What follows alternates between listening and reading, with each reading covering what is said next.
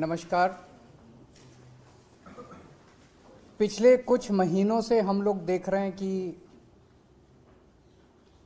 दिल्ली की चुनी हुई सरकार के मामलों में एलजी साहब का हस्तक्षेप दिन ब दिन बहुत ज़्यादा बढ़ता जा रहा है और ऐसा प्रतीत होता है इस हस्तक्षेप से कि दिल्ली की चुनी हुई सरकार के कामों में बाधा पहुंचाई जा रही है, जिसकी वजह से दिल्ली के लोगों के जो ज़रूरतें हैं, जो सपने हैं, वो पूरे नहीं हो पा रहे हैं। उनके काम रुकते जा रहे हैं। उन्हीं मुद्दों पे चर्चा करने के लिए आज मैं एलजी साहब से मिला था और मेरी मंशा यही थी कि अगर हमारे कानून और संविधान को समझने में कुछ गलतफहमियां हैं या आपसी डिफरेंसेस हैं समझ में, तो उसको सॉर्ट आउट किया जा सके, हम लोग एक ही पेज पे आ सकें। मैं ये सारी किताबें लेके गया था, देश का संविधान लेके गया था, मोटर व्हीकल्स एक्ट लेके गया था, जीएनसीटीडी एक्ट लेके गया था, स्कूल एजुकेशन एक्ट लेके गया था, सुप्रीम कोर्ट के जजमेंट सारे लेके गया था उनसे चर्चा करने के लिए। काफ़ी लंबी चर्चा हुई। हम लोग जानते हैं कि दिल्ली में दो सब्जेक्ट्स हैं, दो किस्म के, एक 3 सब्जेक्ट्स हैं, पुलिस, लैंड और पब्लिक ऑर्डर। संविधान में लिखा है कि ये तीनों सब्जेक्ट्स पे सारे निर्णय लेने का अधिकार एलजी साहब के पास है। इन तीनों को हम रिजर्व्ड सब्जेक्ट्स कहते हैं कि ये एलजी साहब के लिए रिजर्व हैं ये तीनों सब्जेक्ट्स। इसके अलावा बाकी सारे सब्जेक्ट्स, शिक्षा है, स्वास्थ्य है, बिजली है, पानी है, सड़क है, बाकी सारे सब्जेक्ट्स दिल्ली सरकार, दिल्ली की चुनी हुई सरकार के दायरे में आते हैं। इनको ट्रांसफर्ड सब्जेक्ट्स कहा जाता है कि ये ट्रांसफ़र कर दिए गए हैं चुनी हुई सरकार को। तो मोटे मोटे तौर पे रिजर्व्ड सब्जेक्ट्स 3 हैं जो कि एलजी साहब के पास हैं और ट्रांसफर्ड सब्जेक्ट्स जो हैं वो दिल्ली की चुनी हुई सरकार के पास हैं। 4 जुलाई 2018 को सुप्रीम कोर्ट की कॉन्स्टिट्यूशन बेंच ने, संविधान पीठ ने एक जजमेंट पास किया था दिल्ली की सरकार को लेके, जिसको मैं आज आपके सामने कोट कर रहा हूं। ये जजमेंट है। इस जजमेंट में साफ साफ लिखा है 2 जगह। एक लिखा है the lieutenant governor has not been entrusted with any independent decision making power. तो ट्रांसफर्ड सब्जेक्ट्स में the lieutenant governor has not been entrusted with any, lieutenant governor को इंडिपेंडेंटली कोई भी निर्णय लेने का अधिकार नहीं है। ये संविधान पीठ में लिखा हुआ है। ये दूसरा एक और पेज, ये 231 पेज पे मैंने दिखाया। एक और पेज आता हूं, यहां पे लिखा हुआ है there is no independent authority vested in lieutenant governor to take decisions. इससे ज्यादा बेचारा सुप्रीम कोर्ट भी क्या करेगा। सुप्रीम कोर्ट ने लिखा है there is no independent authority vested in lieutenant governor to take decisions other than matters where he has to act as judicial authority.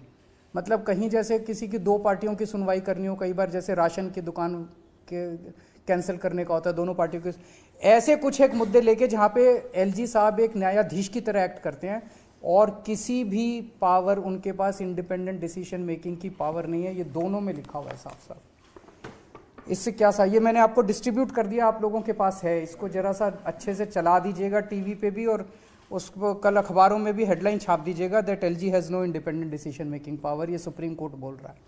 इसका क्या मतलब हुआ? इसका मतलब हुआ एलजी साहब ने जो जैस्मीन का दफ्तर सील करने के ऑर्डर दिए वो इलीगल थे, अनकॉन्स्टिट्यूशनल थे। इसका मतलब जो एलजी साहब ने एल्डरमैन 10 बनाए वो इलीगल था, अनकॉन्स्टिट्यूशनल था। इसका मतलब जो एलजी साहब ने प्रिजाइडिंग ऑफिसर के ऑर्डर पास किए वो इलीगल थे, अनकॉन्स्टिट्यूशनल थे। इसका मतलब जो 164 करोड़ रुपए की रिकवरी के ऑर्डर एलजी साहब ने पास किए वो इलीगल थे, अनकॉन्स्टिट्यूशनल थे। इसका मतलब जो दिल्ली के टीचर्स को फिनलैंड जाने से रोका जा रहा है उसके ऑर्डर्स जो है वो इलीगल है, अनकॉन्स्टिट्यूशनल है। इसका मतलब दिल्ली के अंदर जो योगा क्लासेस बंद की गई वो इलीगल था और अनकॉन्स्टिट्यूशनल था। मैंने ये ऑर्डर अभी एलजी साहब को दिखाए। मैंने कहा सर ये देखो 2 पेज, ये 2 लाइन पढ़ लो आप। अब मेरे को बताओ, जब सुप्रीम कोर्ट साफ साफ कह रहा है कि आपको कोई आदेश इंडिपेंडेंटली पास करने की वो नहीं है, आज़ादी नहीं है, तो आप कैसे पास कर रहे हो? तो एलजी साहब कहते हैं ये सुप्रीम कोर्ट की राय हो सकती है। तो मैंने कहा क्या मतलब? कहते हैं संविधान में लिखा है कि मैं एडमिनिस्ट्रेटर हूं। एडमिनिस्ट्रेटर कुछ भी कर सकता है, किसी भी विषय पे कर सकता है। मैंने कहा सर इसका क्या मतलब हुआ? कहते हैं कि अगर मुझे लगेगा कि सरकार कुछ गलत काम कहीं कर रही है तो मैं किसी को भी कोई भी आदेश दे सकता हूं। मैंने कहा सर ये रिजर्व सब्जेक्ट, ट्रांसफर्ड सब्जेक्ट कहता है, इसका कोई मतलब नहीं है। मैं एडमिनिस्ट्रेटर हूं। एडमिनिस्ट्रेटर किसी भी सब्जेक्ट के ऊपर किसी भी अफसर को कोई भी आदेश दे सकता है, ये मुझे पावर है। तो मैंने कहा सर कल को मान लीजिए प्रेसिडेंट ऑफ इंडिया कहती है कि मैं मोदी जी के काम से खुश नहीं हूं और वो गलत काम कर रहे हैं, तो वो आदेश दे सकती है? कहते नहीं, वो अलग है। दिल्ली के केस में मैं एडमिनिस्ट्रेटर हूं और मैं सुप्रीम हूं और मेरे को सारी पावर्स हैं और ये सुप्रीम कोर्ट की राय हो सकती है, इसको मैं नहीं मानता। मुझे काफ़ी शॉकिंग लगा जब उन्होंने ये कहा। फिर मैंने उनसे पूछा, मैंने कहा सर आप चीफ सेक्रेटरी से सीधे फाइलें अपने पास मंगाते हैं और चीफ सेक्रेटरी को सीधे फाइलें आप नीचे भेजते हैं। सरकार जो है वो ट्रांजैक्शन ऑफ बिजनेस रूल से चलती है, ये ट्रांजैक्शन ऑफ बिजनेस रूल्स हैं। मैंने उनके सामने रखे। मैंने कहा सर इसमें कहाँ लिखा है कि आप सीधे चीफ सेक्रेटरी को फाइल भेज सकते हो या उससे मंगा सकते हो? उन्होंने फिर कहा कि ये रूल्स मेरे ऊपर लागू नहीं होते। मैं किसी भी अफसर को कोई भी फाइल भेज सकता हूं, किसी भी अफसर से कोई भी फाइल मंगा सकता हूं, किसी भी अफसर को कोई भी डायरेक्शंस दे सकता हूं, मुझे कोई। तो फिर उन्होंने कहा, मैंने उनसे पूछा कि ये जो एल्डरमैन का आपने ऑर्डर किया, ये आपने कौन से कानून में किया? तो उन्होंने कहा कि उसमें लिखा हुआ है एमसीडी एक्ट में कि एडमिनिस्ट्रेटर शैल अपॉइंट एल्डरमैन। तो चूंकि एडमिनिस्ट्रेटर लिखा है तो मेरी पावर है। तो मैंने कहा सर आज मैंने पूरी रिसर्च की है, दिल्ली का एक भी कानून ऐसा नहीं है जिसमें एडमिनिस्ट्रेटर ना लिखा हो।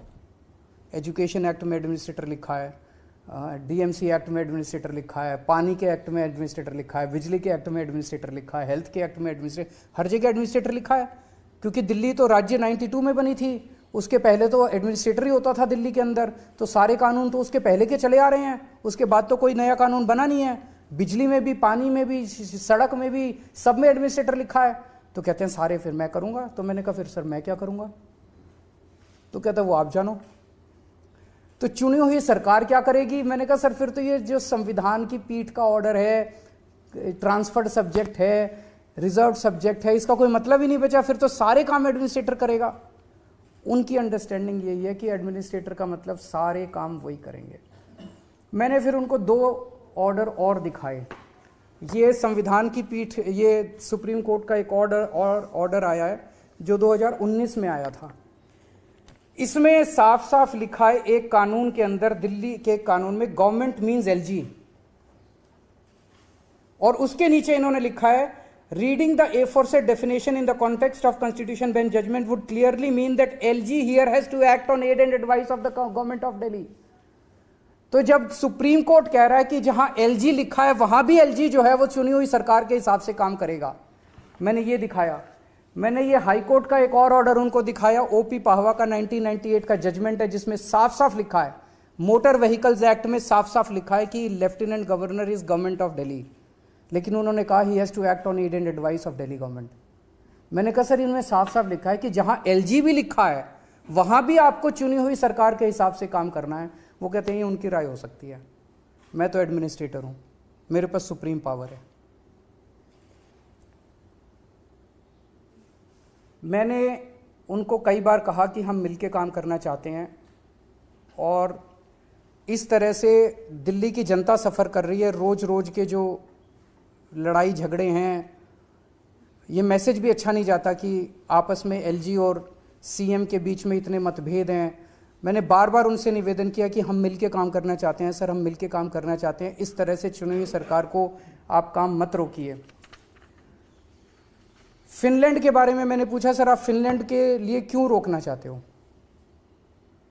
तो उन्होंने कहा नहीं मैंने तो ऐसा नहीं कहा। मैंने कहा सर ये आपकी फाइल नोटिंग्स हैं, इसमें साफ साफ जाहिर है 2 बार आपको फाइल भेजी गई, दोनों बार आपने फाइल लौटा दी अलग अलग ऑब्जेक्शन लगा के। तो जब अलग अलग ऑब्जेक्शन बार बार लगाए जाते हैं तो मतलब यही होता है कि आप रोकना चाहते हो।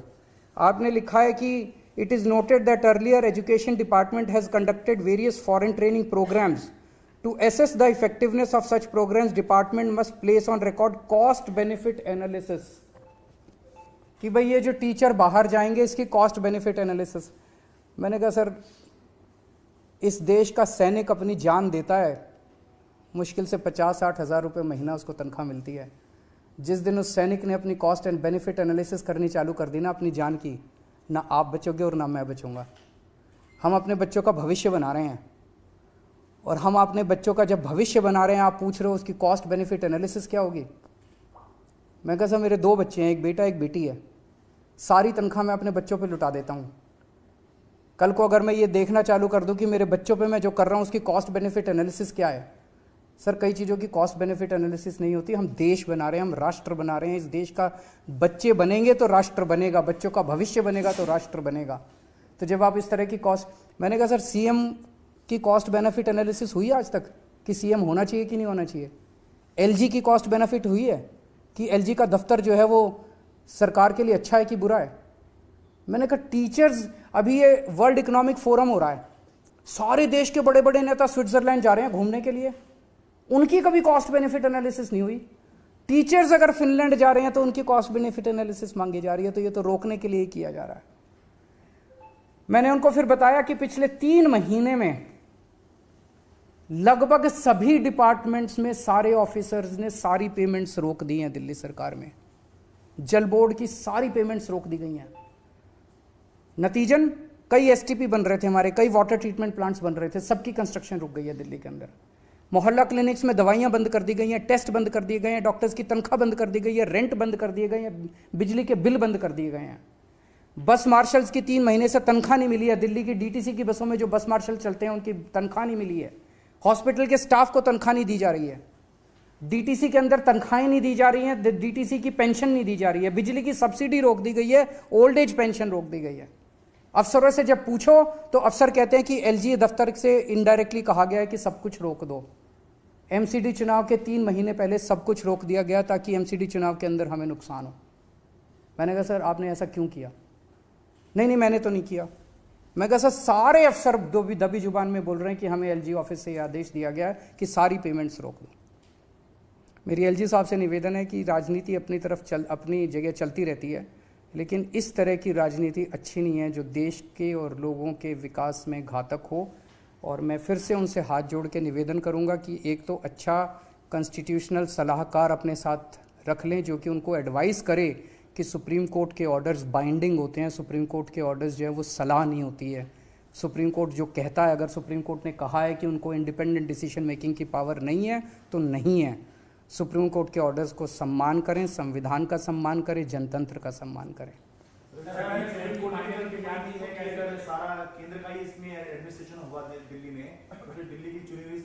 मैंने भी उनसे यही पूछा, वो बार बार, जब उन्होंने 2 बार कहा, एक बार बोला कि मैं एडमिनिस्ट्रेटर हूँ, मेरे पास सुप्रीम पावर्स है, ये शब्द है उनके, मेरे पास सुप्रीम पावर्स है, मैं जो भी चाहूँ, जिसको चाहूँ, जिस सब्जेक्ट पे चाहूँ आदेश दे सकता हूँ। और दूसरी बार उन्होंने कहा कि ये जितने आदेश हैं सुप्रीम कोर्ट की ये सारे एडवाइस हैं और मैं इनको नहीं मानता। सर, आपके पास समाधान निकलेगा? क्योंकि जो कॉपी आप लेके आए संविधान तो एलजी के पास भी है, तो कोई समाधान की तरफ बढ़ी ऐसी मीटिंग? मैं समझता हूँ कि एक तो उनको भी थोड़ा सा समझना चाहिए कि इस तरह से मैंने उनसे काफ़ी निवेदन किया, हाथ जोड़ के निवेदन किया कि हमें मिल के काम करना चाहिए, हमें एक दूसरे के काम में अड़चन नहीं अड़ानी चाहिए। जनता देख रही है और आने वाली पीढ़ियाँ क्या कहेंगी कि हम जब हमें काम करना था तो हम किस तरह से आपस में इस तरह से एक दूसरे के काम में अड़चन अड़ा रहे थे। मैं समझता हूँ कि सुप्रीम कोर्ट में जो केस चल रहे हैं इस टाइम, उसका जो जजमेंट आएगा उसका भी काफ़ी इम्पैक्ट पड़ेगा। अरविंद जी, वही आपसे सवाल था क्योंकि सुप्रीम कोर्ट में अभी सर्विसेज को लेकर अलग से चल रहा है, लेकिन जिस आदेश का आप हवाला दे रहे हैं वो तो ऑलरेडी है आपके पास, जिसको 2018 में दिया था सुप्रीम कोर्ट ने, तो क्या उसकी ही उसके लिए 2018 में जब उन्होंने आदेश दिया था उसमें उन्होंने आदेश दिया था कि एलजी के पास कोई भी फाइल नहीं जाएगी। 3 साल तक सरकार बहुत अच्छी चली थी, आपने देखा होगा 2018 से 2021 तक कोई अड़चन नहीं आई थी, एलजी के पास फाइलें जाना बंद। 2021 में इन्होंने सुप्रीम कोर्ट के जजमेंट को पलटने के लिए जीएनसीटीडी अमेंडमेंट एक्ट लेके आए थे, जिसके तहत सारी फाइलें फिर से एलजी साहब के पास जानी चालू हो गई। उस एक्ट को भी हमने चैलेंज किया हुआ है। मैं समझता हूं कि सर्विसेज के केस के बाद सुप्रीम कोर्ट उसको भी उठाएगा।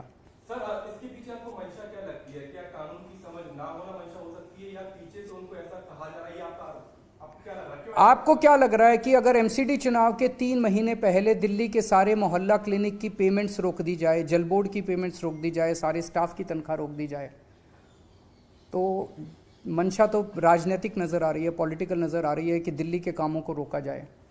आज की बैठक से कुछ सकारात्मक निकला है, कुछ ऐसा निकला जो कि जिससे दिल्ली वालों को कुछ राहत? अगर ऐसे चलता रहेगा तो फिर काम नहीं होगा। काम होंगे, काम करेंगे, जितने काम कर सकते हैं हमारे हाथ में है। अगर उनके पैर भी पकड़ने पड़े हम पैर भी पकड़ेंगे, जो भी कर सकना पड़ेगा करेंगे, और साथ में जब जब कोर्ट का रास्ता अपनाना पड़ेगा हम कोर्ट का रास्ता भी अपनाएंगे। कैसे निकलेगा, क्योंकि जो बड़ा फैसला है वो सुप्रीम कोर्ट 2018 में दे चुका है, जो सुप्रीम कोर्ट में चल रहा है तो केवल ट्रांसफर पोस्टिंग का मामला है। और दूसरा वाला भी है कि एलजी साहब के पास फाइलें जानी चाहिए कि नहीं जानी चाहिए, वो वाला भी मामला भी है। इन दोनों पे जजमेंट्स आएंगे तो मैं समझता हूँ कि समाधान निकलेगा। एक बड़ी बात जो आप बता दें कि पिछले 3 महीने से लोगों को सैलरी नहीं मिल रही है और कई बार अब दी, अब हम लोगों ने आवाज़ उठाई तो अब मिलनी चालू हुई है।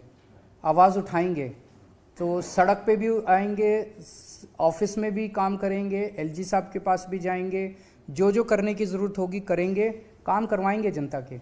लेकिन स्पीड रुक जाती है कामों की, अड़चनें आती है। जैसे 3 महीने से अगर जल बोर्ड के फंड्स नहीं मिले तो कई सारे वाटर ट्रीटमेंट प्लांट्स की जो टाइम थे वो डिले हो गया। सीवेज ट्रीटमेंट प्लांट्स जो बन रहे थे, पानी की पाइपलाइन डल रही थी, वो डिले हो गया।